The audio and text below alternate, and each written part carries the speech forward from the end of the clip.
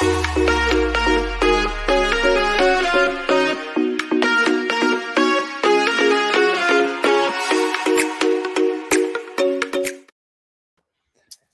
hey there, it's Elke. And Jen. And welcome to another episode of the Jen and Elke Clarke Show. Hi, welcome. And today we are talking about how Zazzle is not like other PODs. And the reason that we're talking about that is because we've come across a lot of people who've said, well, I'm working on Redbubble, why doesn't it work on Zazzle or Society6, or they come from Amazon merch, and then they want to do the same thing on Zazzle.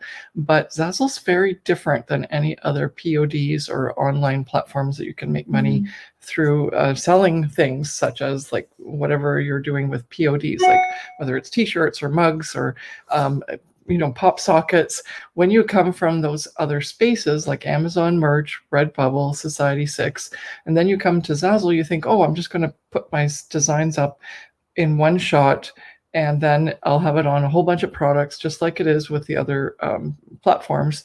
And then they wonder why it's not working for them. And the reason is it's the Zazzle platform attracts an entirely different customer.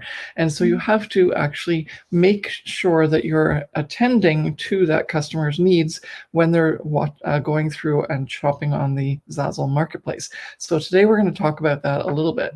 The first thing we're going to do is go over why Zazzle's not the same as other platforms, and by doing that we can actually do the let's do some comparisons first. So we're going to do some screen sharing and just give you a little bit of an overview on what it is that makes the other platform, like what are the other platforms and why Zazzle is different. Give me one so moment. We're going to do a little screen share. I've got some slides for you.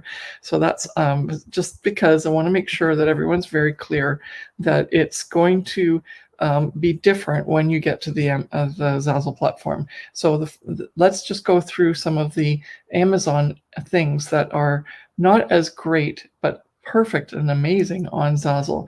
Well, first of all, on Amazon, there are sales quotas that you have to meet all the time. You don't have to do that on Zazzle.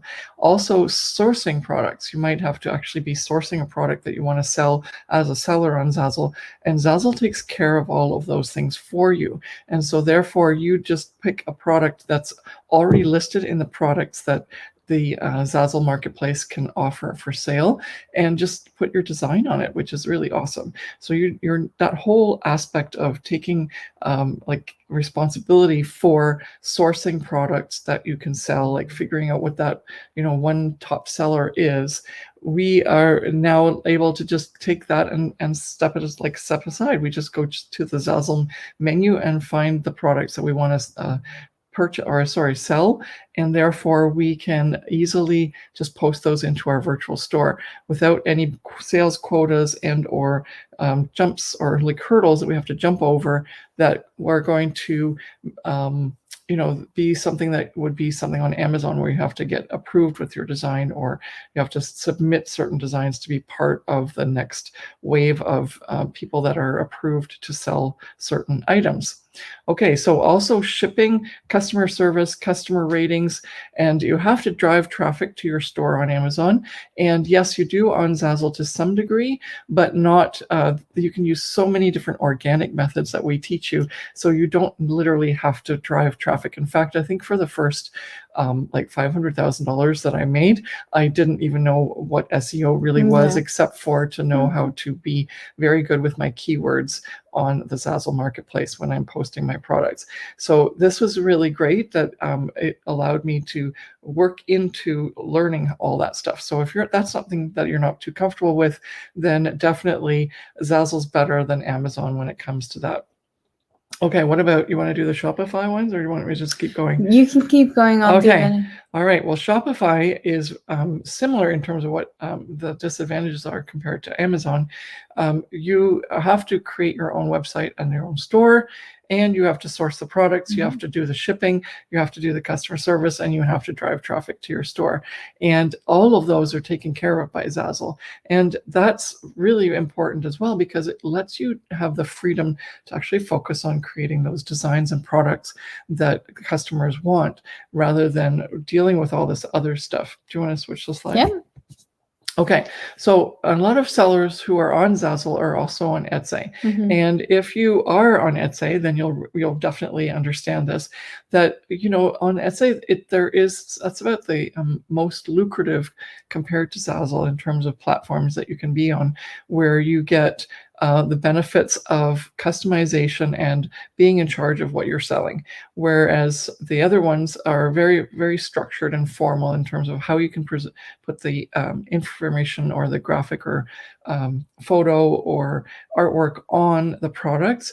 Whereas on Zazzle and on Etsy, obviously, because you're creating those products, you can have more say over that. And that's one of the reasons that we are doing this episode, because we really want to emphasize how much freedom you have with your designing on the Zazzle platform, and of course, maybe Etsy. But the downside of Etsy is that you are still doing the creation of the physical products.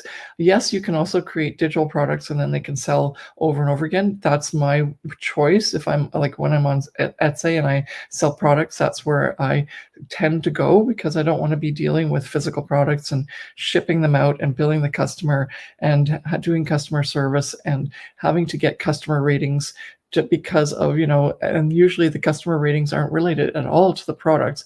They're usually related to something to do with shipping and so on, which you have very little control over, right? Because you're dealing with a third-party shipping. And so Etsy does have some good pluses, but downsides are that you're dealing with so much else in terms of the business operation part of things, that you're not able to focus on what's really important, is making those bestseller designs and being able to leverage your product inventory to keep building and building your business so that it exponentially grows. All right, so Redbubble is also in the mix here, and the same with Society6. So I just picked Redbubble because they're basically kind of the same. The actual audience might be a little bit different, because Redbubble there's a bit more looseness, I'm going to say, with regards to what people who go there want to buy, whereas Society6 is very artsy and like would you consider that? Yeah. So even there aren't the same customers coming to each of the sites, just like we are talking about with Zazzle, that they're expecting certain things when they get to Redbubble. So you can't lump all of these POD sites in together. And even when you look at other sites like Etsy or Amazon or Shopify, where you can make money online selling products online, they're very different in terms of their customer base. And so that's kind of where I'm leading you in terms of what you need to do on Zazzle in order to be able to sell to that customer that comes to that platform in order to purchase what they think they're going to get. And so Redbubble's downsides are like it's not a bad site because it has more traffic and than Zazzle, for example, but the downside is that there's a limited selection of products. They're getting better, but they certainly don't have all of the different items that Zazzle has to offer. And we forget that, because when we are on the Zazzle platform, there's a lot of products that they showcase regularly, but there's also so many products in the background, thousands and thousands of products that you may not even realize exist. For example, one of our students just recently got had their product promoted on an email with Zazzle, and that's what happens when people are in the Profit by Design Academy.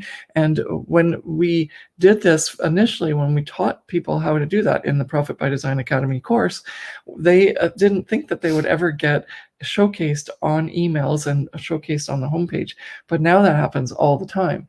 And so they're getting really like leveraging that and getting the promotion, the organic promotion that they need. And so the product that the student was featured with was a hat clip. And it's like, what? We sell hat clips on Zazzle? So you never know. But obviously, not only are they selling hat clips, but they're promoting hat clips. And so you get to the point where you realize, wow, there's so much more selection on Zazzle than in any of the other print-on-demand companies. So, and the other really important part is there's no customization option on Society6 and Redbubble. You have a very limited upload menu, and you have and this is also on Amazon Merch and all the other areas where you can add digital graphic or any sort of image, whether it be a graphic photo or whatever. up onto a product, and then it just prints on a certain surface area.